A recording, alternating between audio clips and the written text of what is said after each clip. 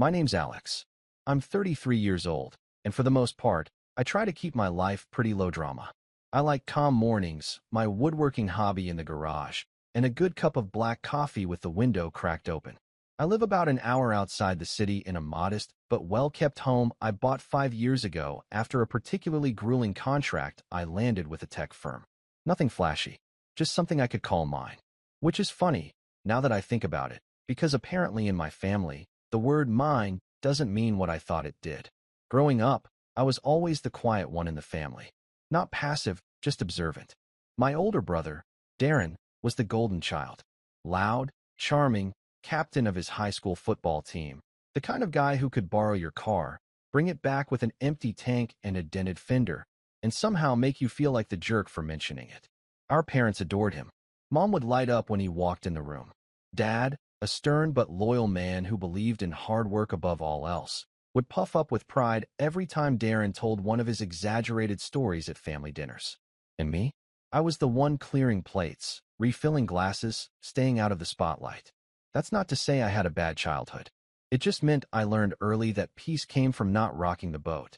I studied hard, kept to myself, and when I got a scholarship to college, I packed my bags and never really looked back. Darren, meanwhile, stayed close to home. Got into real estate, sort of. Technically, he flipped houses, but it was more like he conned people into investing in his projects, promised big returns, and when things fell through, he'd cry about bad luck and disappear until the heat cooled off. And yet, despite the repeated failures, our parents continued to bail him out. He's trying, Mom would say. He's just got a different path, Dad would add, conveniently forgetting that Darren's path had run through about a dozen investors' wallets. After Dad passed away 3 years ago, I thought maybe things would change. Maybe without Dad's blind loyalty, the scales would finally balance a little. But grief does strange things to families.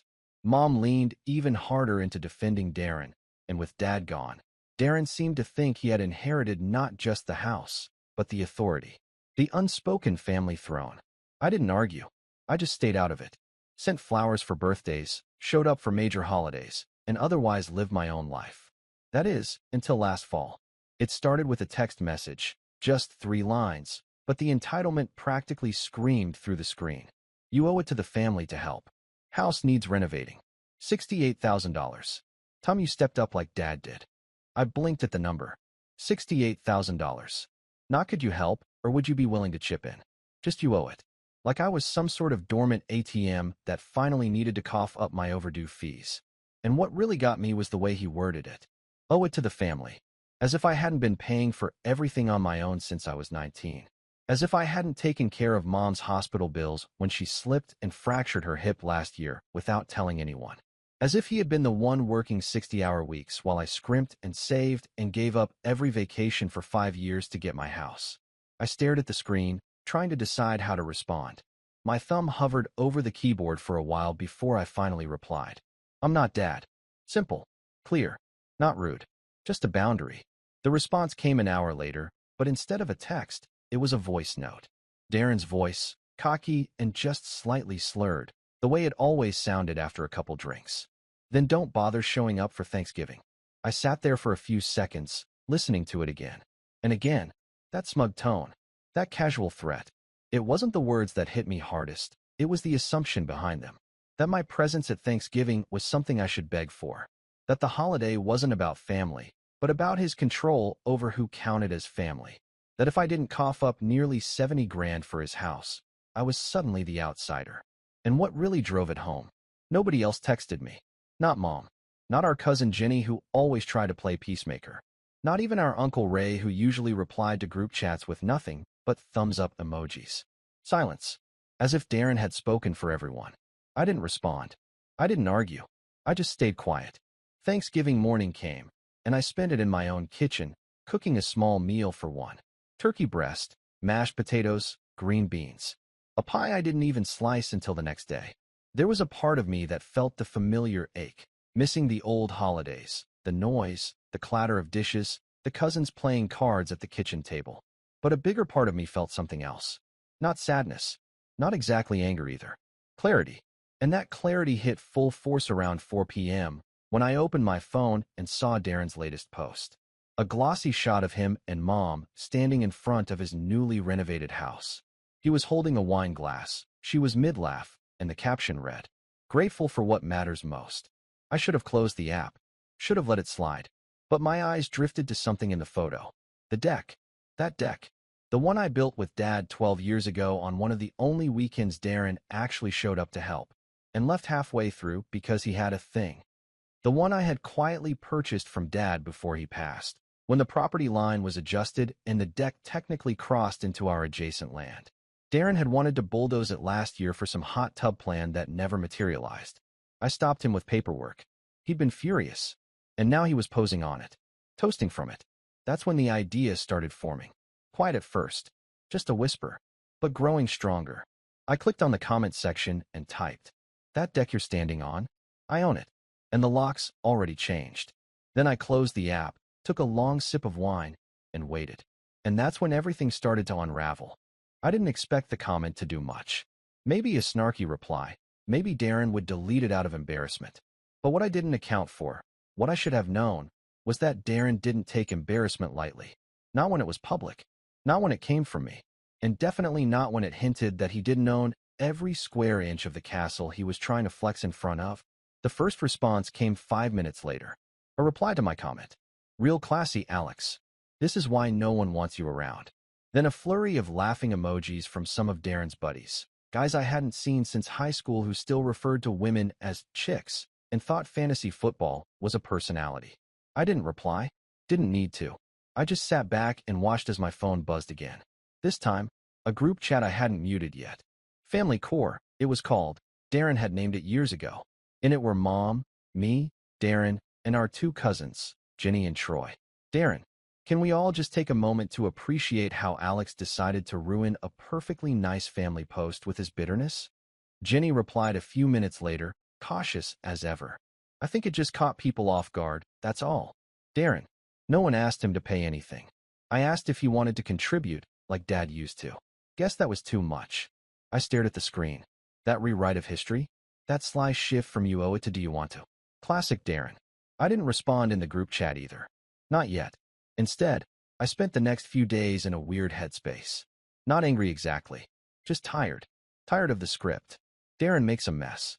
Everyone walks on eggshells. I'm told to be the bigger person.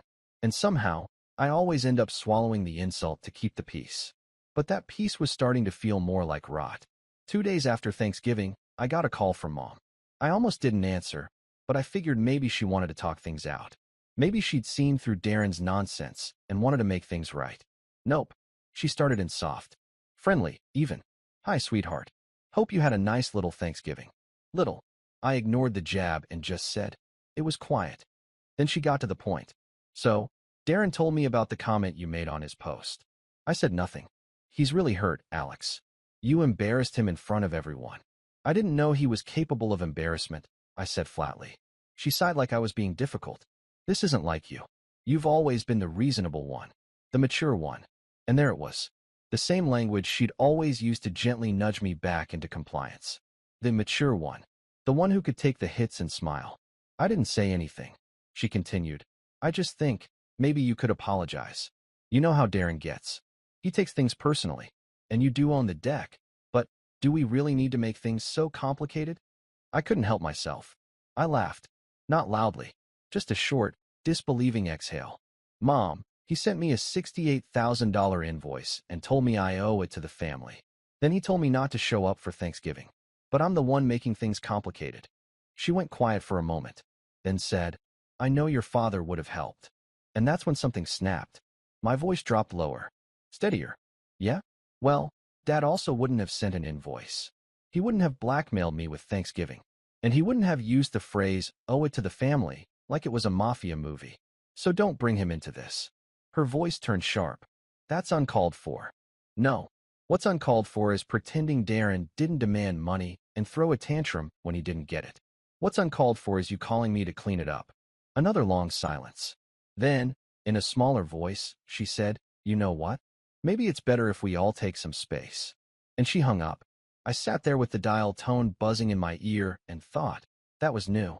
I'd expected guilt. Maybe even tears. But space? That was different. That felt deliberate. The following week, I didn't hear a word. No texts. No calls. I figured maybe things were cooling down. But then I got the envelope. No return address. Just my name, written in my brother's unmistakably sloppy handwriting. Inside was a printout of a revised invoice, now formatted like a professional contract. At the top, shared family home renovation contribution agreement. Below that, a list of suggested contributions from each relative. $68,000 for me, $5,000 for Jenny, $2,000 from Troy, and nothing for Darren, of course, because he was managing the project. At the bottom was a line for my signature. I laughed out loud this time. It wasn't even disbelief anymore. It was surreal, like watching a bad parody of a family drama, except this was my actual life. That same day, I got a voicemail from Jenny. Hey, I just wanted to say I got one of those letters too. I'm guessing you did? This is getting weird. Call me. I did. We talked for over an hour. Jenny was always the only one in the family who saw things clearly, even if she didn't always say it aloud. But this time, she was angry. Not just at Darren, but at how Mom was backing him. She said Troy had called her the night before asking if he was legally obligated to pay. He's not, obviously. And that's when Jenny told me something that made my stomach turn. Darren told me he's planning to take out a new loan against the house, she said. Said he's expecting some family contributions to secure it. I think he's trying to use these signed letters as proof of income. I blinked. Wait, the house is in his name now. She hesitated. No. Well, part of it is. He convinced Mom to co-sign on a deed transfer after your dad passed. Said it would help with taxes or something. She signed without telling anyone. I only found out because he accidentally sent me the wrong attachment last month. It felt like the floor dropped out from under me. I always knew Darren was manipulative, but this was new territory. Legal territory. And worse, he was dragging our mother into it, probably without her even realizing what she was signing. Jenny paused, then added, I think he's in deeper debt than he's letting on. The renovations, they're not just cosmetic. He's trying to flip it. He's planning to sell. Sell Mom's house. She doesn't know. At least, I hope she doesn't. That night, I barely slept.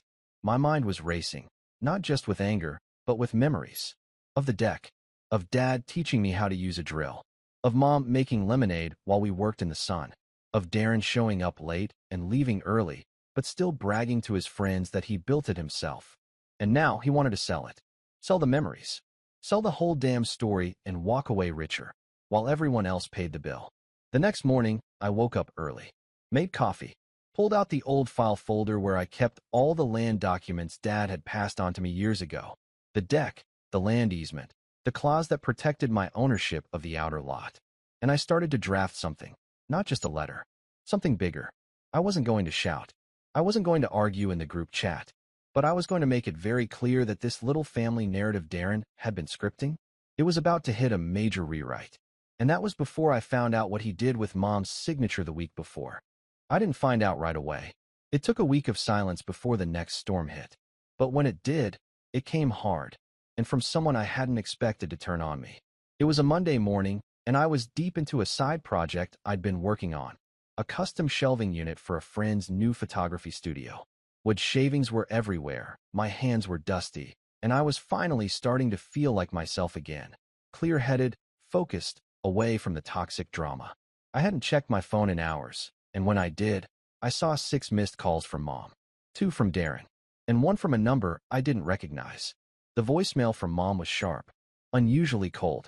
I can't believe you try to sabotage your own family's financial future.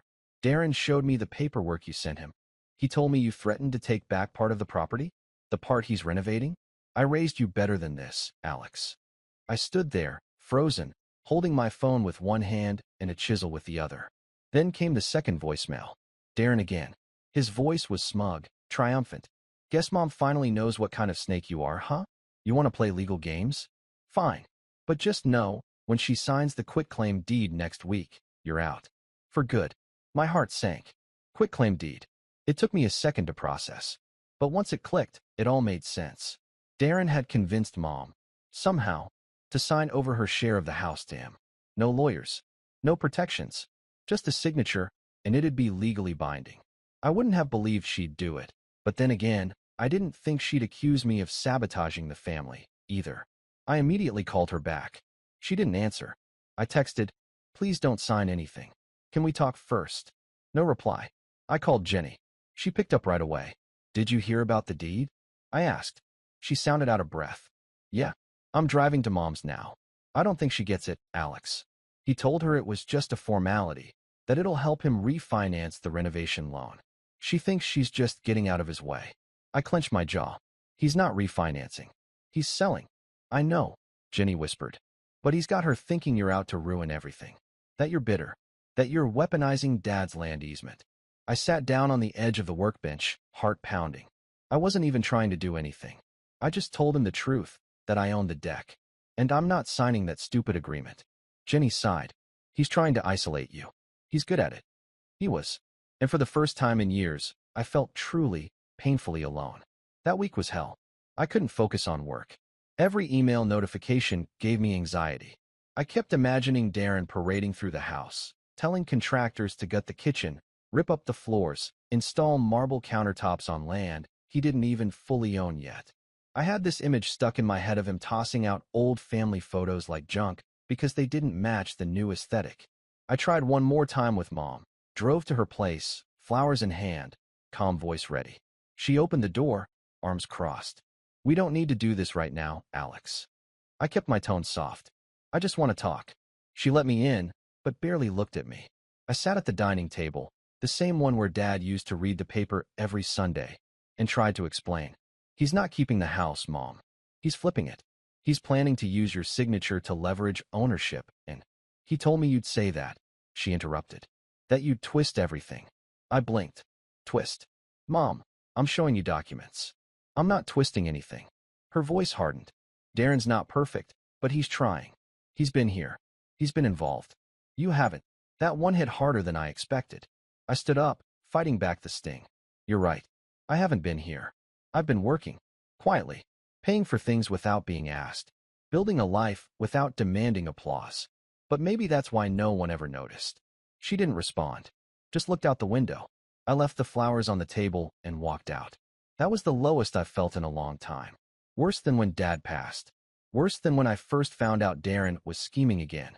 It wasn't just betrayal. It was being erased.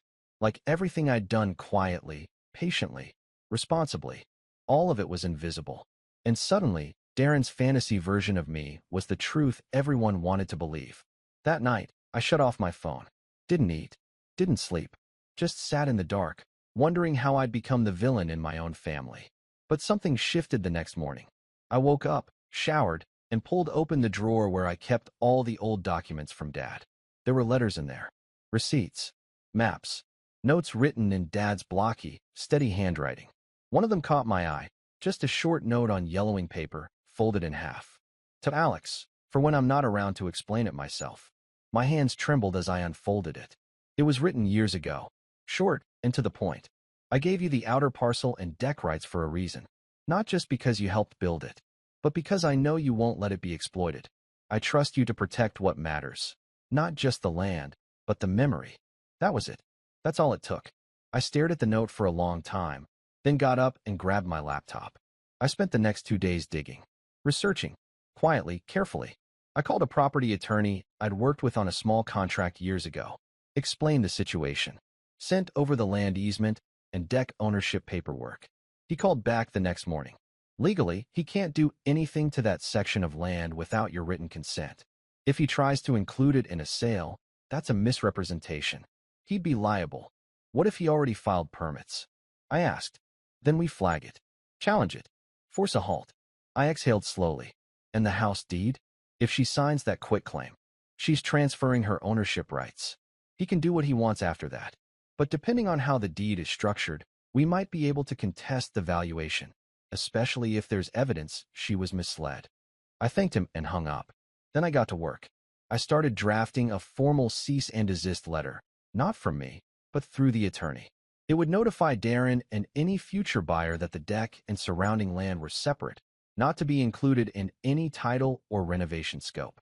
I attached a copy of Dad's easement, the original parcel agreement, and the local zoning law that backed it up.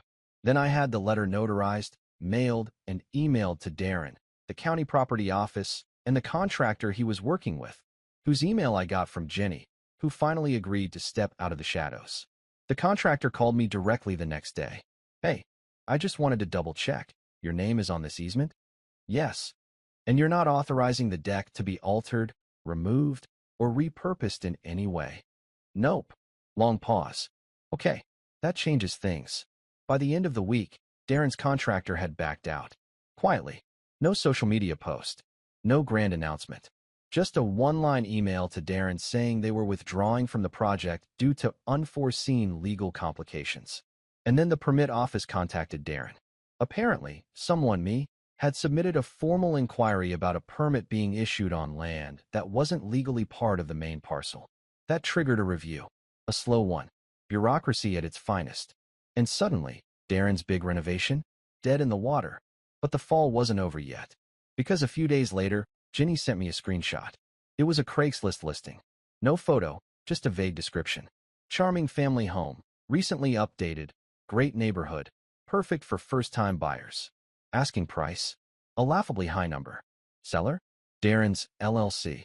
I scrolled down and saw something else. A line in the description that said, spacious backyard deck, perfect for hosting. I laughed, but not in a funny way, because Darren was still trying to sell my property. And now? Now it was time to rise. It's funny how once you stop asking for a seat at the table, you realize how much power you actually have when you start building your own. By the time I saw the Craigslist listing for Darren's recently updated family home, I wasn't even surprised. He had a pattern, and it was always the same. Inflate, spin, deny, and bail. But this time, I wasn't the one scrambling to keep the peace. I wasn't even mad. I was calculating, focused, and honestly, I was calm, calmer than I'd been in weeks. The listing proved something important. Darren was in deeper than anyone realized. He was already trying to offload the house, probably to get ahead of whatever debt storm was brewing behind the scenes. And he still thought I'd stay quiet, that I'd roll over the way I always had. He didn't know I'd already lawyered up. The contractor dropping out had stalled his renovations. The permit freeze made selling tricky, but it wasn't enough. Darren was slippery. He could still spin it. He could still find some buyer desperate enough to ignore the red flags, especially if the listing didn't mention the pending legal disputes. So I had to be smarter, sharper. I had to set a trap, one he'd walk into willingly.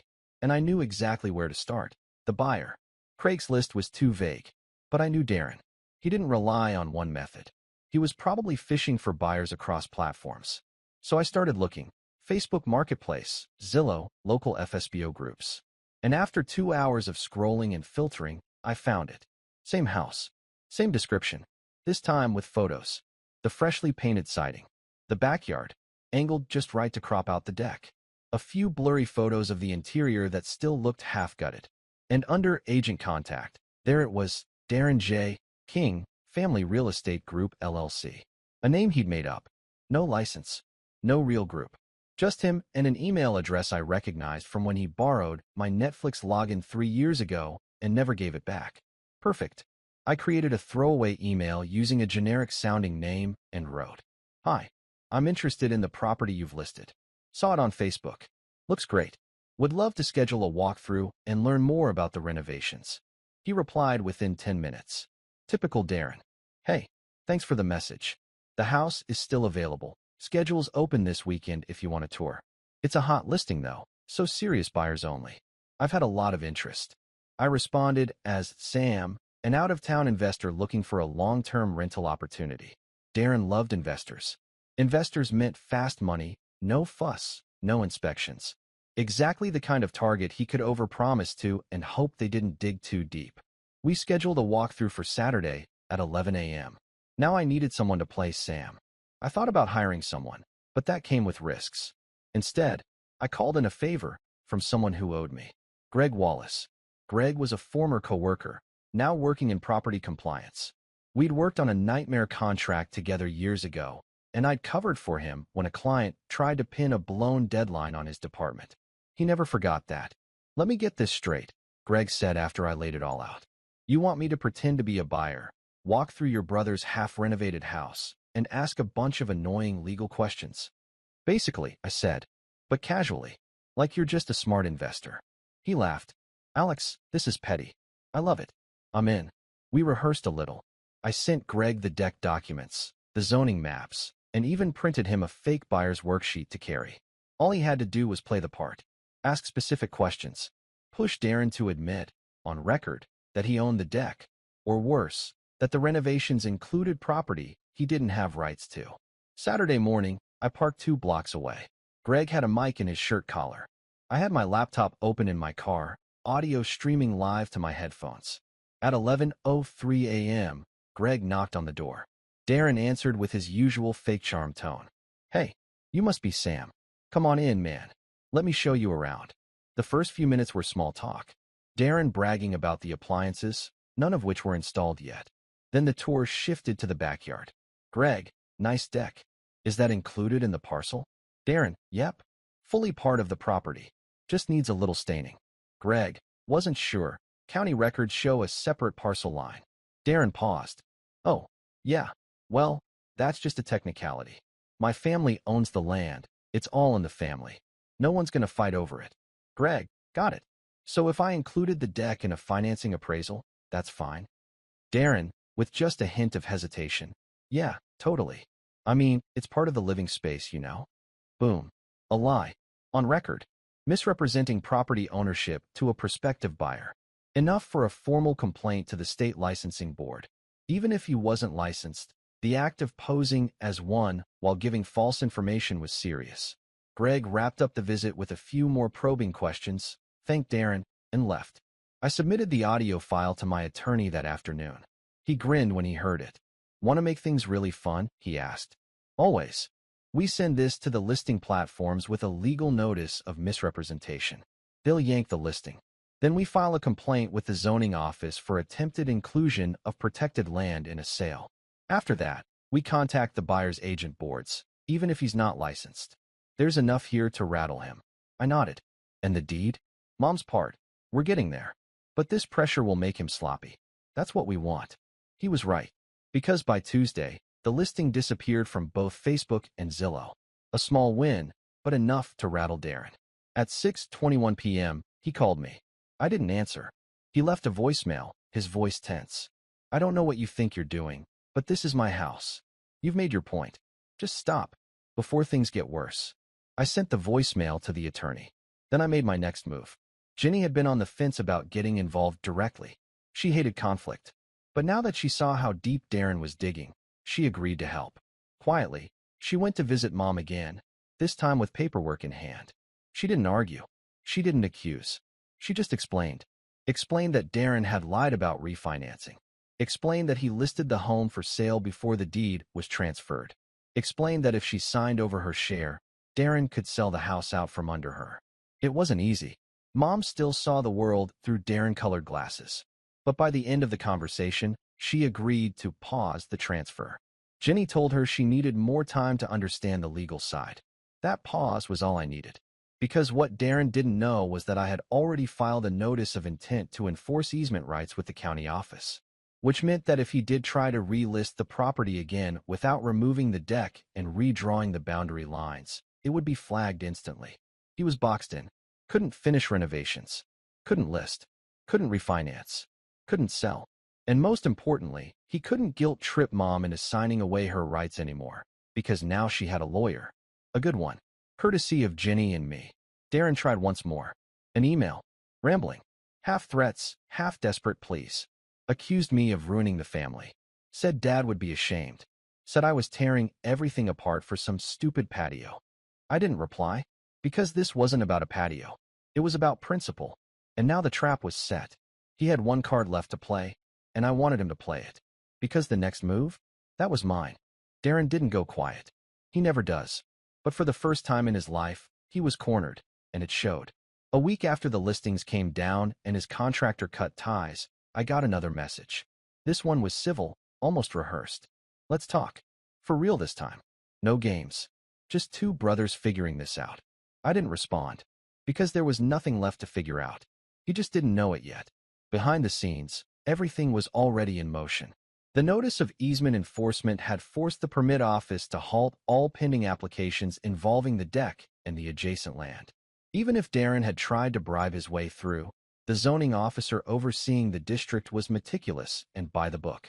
More importantly, my attorney had filed a lease pendens, a formal notice of a legal dispute involving the property, which effectively poisoned any attempt to sell it. That legal filing showed up on every property title search. It meant no bank would underwrite a mortgage for it. No appraiser would touch it.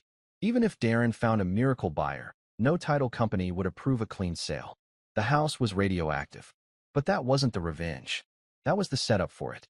The real strike came when Darren made his final, desperate move. See, my lawyer had predicted it. Darren, being Darren, would try to offload the house as is in a private, under-the-table sale. No permits, no title insurance. Just a quick cash deal to someone willing to gamble. And we were right. Jenny called me in a panic one afternoon. He posted it again, on OfferUp this time. Different language. Says it's an off-market opportunity for investors with vision. Says the deck's being gifted with the property. I checked the listing. Sure enough, same house. New phrasing. No mention of the legal flag. Just bold promises and blurry pictures. That was all I needed. We called the buyer. Well, Greg called them. Remember Greg? My friend from compliance who played the fake investor during the walkthrough? Yeah. He called the listed number pretending to be a fellow investor curious about the deal. Said he'd heard about the property and wanted to confirm the parcel boundaries. The buyer, some guy named Nick from out of town, admitted he hadn't done a title search yet, but had already given Darren a small deposit to lock it in. Greg pushed just enough. You sure that deck comes with the house? Because county records show a separate parcel. Nick got nervous. He told me it's all part of the sale. Greg replied, might want to double check that. There's a lease pendens on the property. You didn't see that. Silence. Then Greg, with expert timing, sent him the public document, my filing, and the easement paperwork. And just like that, Nick ghosted Darren. No sale. No cash. No way forward. 2 days later, I got another call from Mom. This time, her voice wasn't sharp. It was quiet. Warren, I think I made a mistake. I didn't say anything. I just let her talk. He told me you were trying to take the house. That you hated him. That you were bitter and wanted to ruin the family name. And I believed him. I swallowed hard. And now, she exhaled. Now I see a son who protected his father's legacy. Who didn't ask for anything. Who just wanted fairness. We talked for a long time that night. About Dad. About the way Darren twisted things. About how people sometimes cling to one version of a person for so long, they stop seeing the truth. She admitted she hadn't read a single document Darren gave her. Just signed what he said was safe. She cried, apologized for doubting me, for not asking more questions, for letting him spin the story. I didn't rub it in. That wasn't the point. The point was, she saw it now. And that meant Darren's final support pillar had just crumbled. The next day, she called her own attorney, one of Jenny's contacts, and initiated a reversal of the quitclaim process. Since the transfer hadn't been fully recorded due to a clerical delay, the revocation was filed just in time. Darren lost access to her share of the property. He was livid. I know because he emailed everyone. A long, dramatic manifesto about betrayal and blood and legacy. He accused me of weaponizing Dad's death, accused Jenny of being a traitor, accused Mom of being senile. He even threatened to sue me for defamation. That last one made my lawyer laugh out loud. Let him, he said. All it'll do is get him deeper in the mud. But I wasn't done. There was still one piece left. The deck. See, the original build wasn't just a patch of wood behind a house. It was a memory. One of the only weekends Dad, Darren, and I had spent working side by side. But Darren had tried to demolish it. Sell it. Claim it. Lie about it. So I reclaimed it. Literally. I paid a local contractor to come out and install a fence around the deck, just tall enough to make a point. On the gate, I mounted a small plaque. Private property. Access restricted. The fence didn't block the rest of the yard. Didn't encroach on Darren's section. But it sent a message. It said, this is mine. And you don't get to use it anymore. Neighbors noticed. One even commented, looks like the deck's under new management. I just smiled. A month later, Darren's renovation dream was dead. The house sat half-gutted. No buyers. No money. No permits. No contractor. No mother on his side. No sister to vouch for him. And the bank? Well, turns out Darren had taken out a short-term personal loan for the initial work, probably planning to repay it after the sale. But with the house unsellable and the equity split frozen, he defaulted. They put a lien on the house. Within 3 months, the property was listed again, this time by the bank. Foreclosure. And that was the final blow. Not because he lost the house, but because he lost the story. Darren always needed the story. That he was the leader, the provider, the one carrying Dad's legacy forward. But in the end, all he carried was debt and empty promises. I drove by once after the bank repossessed it. The place looked haunted. Boarded windows. Overgrown lawn. The deck still standing, untouched, just behind the fence. A week later, the fence came down. Not because I gave up, but because I didn't need it anymore. The point had been made. The legacy had been protected. And the memory? It was safe, where it always belonged. With me. I left a final note on the kitchen counter the day they started auctioning off the interior fixtures. Just a simple one. You always said I never stepped up. Turns out I did. You just never noticed. Darren didn't attend the auction. Mom came by the following weekend.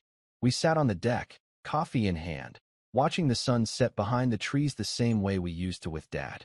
She was quieter now, humbler, but there was a peace in her eyes I hadn't seen in years. I'm proud of you, she said.